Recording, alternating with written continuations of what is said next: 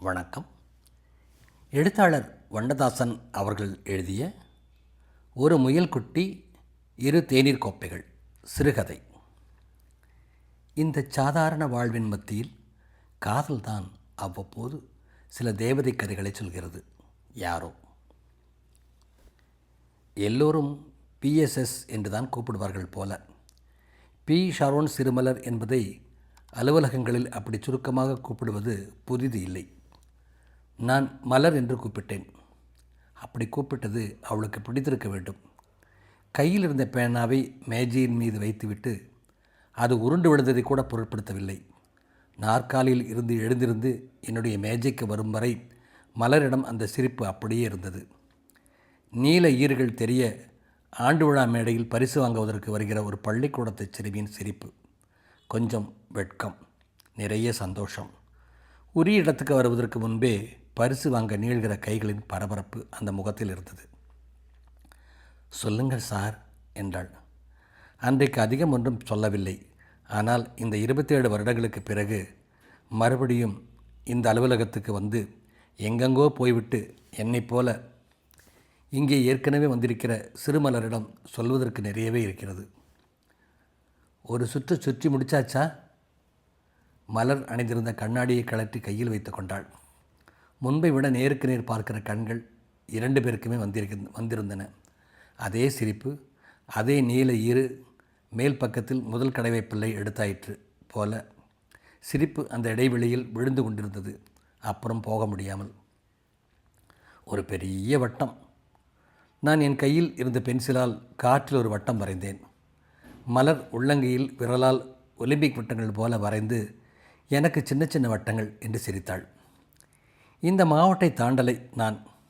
குண்டுச்சட்டிக்குள்ளேயே குதிரை.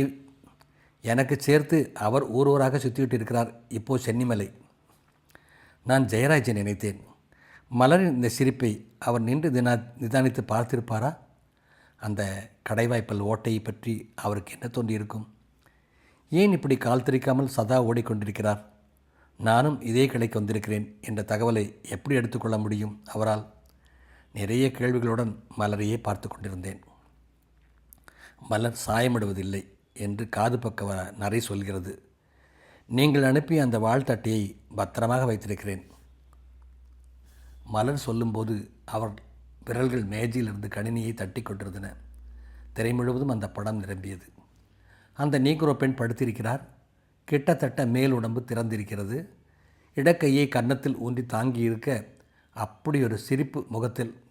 வலக்கையின் அணைப்புக்குள் மார்போடு அந்த வெள்ளை குழந்தை கண் இடுக்கியபடி இடுப்பு வளைவின் பள்ளத்தில் முதுகோடு ஒட்டி உறங்குவது போல இன்னொரு வெள்ளை குழந்தை. சில விஷயங்கள் எப்போதுமே எனக்கு அருமையானவை என்று ஒரு வாசகம் அந்த படத்தின் மேலே நகர்ந்து கொண்டே இருந்தது. நான் அந்த வாழ்த்து அட்டையை அனுப்பும்போது ஒரு வரி எழுதியிருந்தேன். மலர், உங்களை எங்கே அந்த ஆக்லைன் புகைப்படக்காரரால் பார்க்க முடிந்தது என்று. அப்படித்தான் எனக்கு தோன்றியது. அந்த சமயத்தில் மலருக்கு இரட்டை குழந்தைகள் வேறு பிறந்திருந்தன.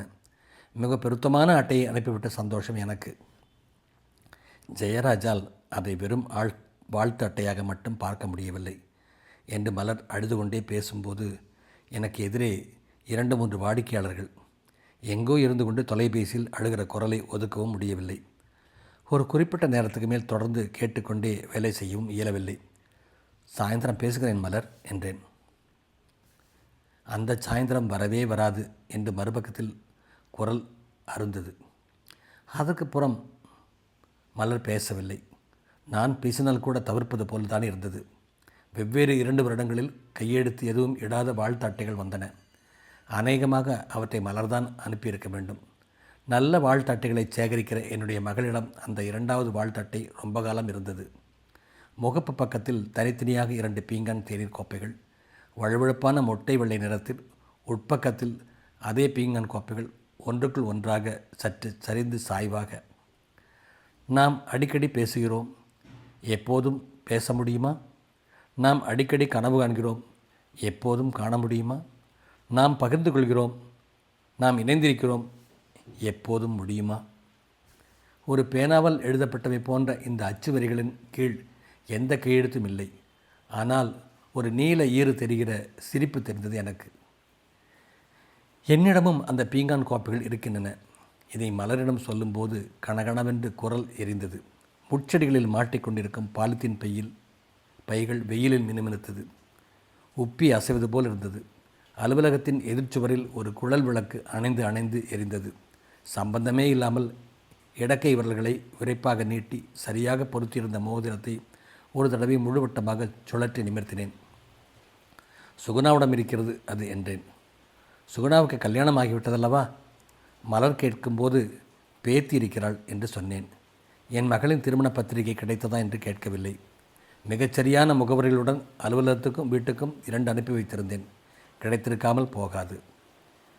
முருகேச பாண்டியன் கல்யாணத்துக்கு குடும்பத்தோடு வந்திருந்தீங்க. சுகுணாவுக்கு உங்கள் ஜாடை முகத்தை பொத்திக்கிட்டு கண்ணை மாத்திரம் காட்டினாலே அடையாளம் தெரிஞ்சிடும். சுகுணாவுக்கு கண்ணுன்னா உங்கள் பசங்களுக்கு சிரிப்பு. என் சிரிப்பை நீங்கள் தான் வச்சுக்கிடணும். மலர் இப்போது கண்ணாடியை அணிந்து கொண்டார். சிரித்தார். 2 பேரில் சின்னவன் பல் டாக்டருக்கு படிக்கிறான். இந்த வருஷம் முடியுது. யார்? பெரியசாமி வீட்டில் முயல் குட்டி பிடிச்சானே அவனா? என் குரல் சற்று அதிகமாக இருக்க வேண்டும். சந்தோஷம் சில காரியங்களை செய்கிறது. பக்கத்து தடுப்பில் இருந்த பெண் எங்களை ஏறிட்டு பார்த்துவிட்டு சிரித்தது. மலர் அந்த எண்ணை பார்த்து, ஒன்றுமில்லை லல்லி, ஆட்டோகிராஃப் என்று 2 கைகளால் அந்தரத்தில் திரைப்படம் காட்டி பதிலுக்கு சிரித்தார். பெரியசாமியின் மனைவி இறந்த தினம் அது. ஒரு சனிக்கிழமை. அலுவலகத்துக்கு சனிக்கிழமைகளில் குழந்தைகளை அழைத்து வருகிற பெண் ஊழியர்களை யாராவது தடுத்திருக்கிறார்களா? மேலும் அலுப்பூட்டும் லெட்ஜர்களையும் ஃபைல்களையும் டைப்ரைட்டிங் மிஷின்களையும் விட ஒரு குட்டி பெண்ணோ பையனோ நடமாடுகிற போது நமக்கும் இதமாகத்தானே இருக்கும். துக்கம் விசாரிப்பதற்காக அலுவலகத்திலிருந்து எல்லோரும் ஒரு வேன் அமர்த்தி போயிருந்தோம். 10-20 கிலோமீட்டர் உள்ளடங்கின கிராமம் அது. செங்கல் சூளை, வாழைத்தோப்பு, நாவல் மரம், மருத மரம் எல்லாம் தாண்டி வீடு இருந்தது. காலையில் தான் எல்லாம் முடிந்திருக்க வேண்டும். திண்ணையில் மரபெஞ்சுகளில் உட்கார்ந்திருந்தவர்கள் எங்களை பார்த்ததும் எழுந்திருந்து வேப்ப மரத்தடி பக்கமாக போய் நின்று கொண்டார்கள். பெரியசாமி வீட்டுக்குள்ளிருந்து வெளியே வந்தார். முகம் மிகவும் நொறுங்கி போயிருந்தது. யாரையும் ஏறிட்டு பார்க்கவில்லை. ஒரு சிவப்பு குற்றால துண்டால் வாயை பற்றி கொண்டு அவர் அழுததை பார்க்க தாங்க முடியவில்லை. நான் எழுந்து போய் அவரை தாங்களாக கூட்டி வந்து கொண்டிருக்கிறேன். அந்த வெள்ளை முயல் குதித்து வெளியே வந்தது. அப்போதுதான் இரும்பு வாளிகள், தண்ணீர் கொப்பரைகள் பக்கமாக முதலில் அது போய் நின்றது. மறுபடியும் குதிக்கிறது. இப்போது இரட்டை மைல் வரையப்பட்ட பீரோவின் அருகில் சற்று நேரம். இதை யாராவது பிடிச்சுக்கிட்டு போங்க தாயி என்று தண்ணீர் பெருகி கிடந்த தளச்சங்களை பார்த்து கொண்டே தரைத்த மீசை ஒதுங்க ஒருவர் உள்ளே பார்த்து சத்தம் கொடுக்கிறார். காந்தி படம் போட்ட கதற்கடை ஸ்க்ரீன் துணி விலகி மறுபடி மூடிக்கொள்கிறது. மலரின் மடியில் உட்கார்ந்து இந்த பையன் எழுந்திருக்கிறான். அந்த முயல்குட்டி பக்கமாக ஓடும்போது மலர் மீண்டும் மீண்டும் கூப்பிடும் குரலில் ஒரு நெருக்கடியான வெட்கம் இருந்தது. அது எல்லாம் சின்ன பையன் காதில் விழமா? குதித்து போக்கு காட்டியபடி முயல் நகர்கிற இடத்துக்கெல்லாம் அவனும் போகிறான். தன்னிடம் வந்து விடும்படி மீண்டும் கூப்பிடும்போது எல்லோர் முகத்திலும் ஒரு சிரிப்பு கிட்டத்தட்ட தெரிந்தது. பக்கவாட்டில் தான் வைக்கோல் படப்பு. முயல் அங்கே போகும்போது பின்வாசல் வழியாக வந்த யாரோ அதை பிடித்து கொண்டு போவது சேலை விசிறலில் தெரிந்தது. ஆமாம், அவனே தான். இப்போ 6 அடி இருப்பான். மலர் என் தோளையோ தலையையோ பார்த்து உயரம் சொல்வது போல அவருடைய பார்வை உயரத்தில் நகர்ந்தது. சுந்தரமும் நல்ல வளர்த்து தானே? என் பையனை பற்றி சொல்லி முடிப்பதற்குள், இந்த காலத்து பசங்களே அப்படித்தான். சின்னவங்க 2 பேரும் 10 தான் படிக்கிறாங்க. இப்போவே என் தோளுக்கு இருக்கிறாங்க. மலர் கணினி பக்கம் திரும்பி விரலால் தட்டினார். மறுபடியும் அந்த நீகுர பெண் கைக்குள் ஒன்று, இடுப்பில் ஒன்றாக தூங்குகிற குழந்தைகள். அந்த பெண்ணின் சிரிப்பு. சில விஷயங்கள் எப்போதும் எனக்கு அருமையானவை என்று நகரும் வரி. மலருக்கு மறுபடியும் இரட்டை பிள்ளைகள் தான். 2மே பையன்கள்தான். எனக்கு எல்லோரையும் பார்க்க வேண்டும் போல இருந்தது. பல் டாக்டருக்கு படிக்கிற மலரின் மகனுக்கு அந்த முயல்குட்டி ஞாபகம் இருக்குமா? என் முகம் யாருக்காவது அடையாளம் தெரியுமா? கடைசி 2 பையன்களையும் நான் பார்த்ததே இல்லை. அவர்களுடைய உலகம் வாழ்த்தட்டைகளாக இராது. வீடியோ விளையாட்டுகளாக இருக்கும். SMS உரையாடல்களாக இருக்கும். அல்லது இமெயில்களாக, பாடல்களாக இருந்தால் நல்லது. எவ்வளவோ நல்ல தகடுகள் வந்துவிட்டன.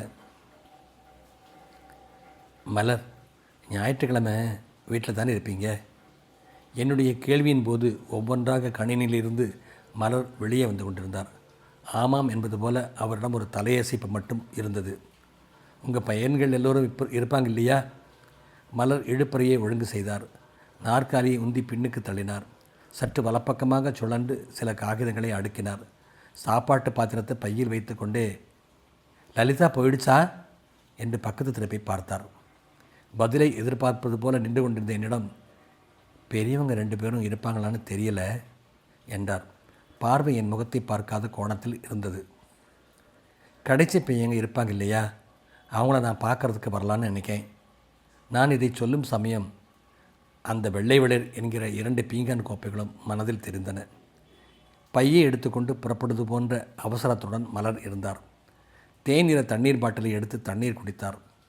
ஒரு நாடா போல தொய்ந்து தொங்குகிற பட்டையுடன் தோள் பையை தன் 2 கைகளுக்குள் வைத்திருந்த மலர் கும்பிடுவது போல உயர்த்தி வாயோடு புதைத்து கொண்டு சொன்னார், தயவு செஞ்சு வீட்டுக்கு வராதீங்க, அவருக்கு பிடிக்காது. கசங்கி மடங்கிய அந்த கருப்பு பைக்குள்ளிருந்து உருவி போடுவது போல மலரின் குரல் அமுங்கி அமுங்கி என் முன் விழுந்தது. என்னை தப்பாக நினச்சிக்கிடாதீங்க. இதை சொல்லும்போது கசிந்த கண்ணீரை தேய்த்து கொள்ள மலரின் முகம் தோளில் மீது புரண்டது. அந்த முயல்குட்டி போல குதித்து குதித்து எங்கோ போய்க் கொண்டிருப்பது மலரின் சிரிப்பாகத்தான் இருக்கும். நிறைவு பெற்றது.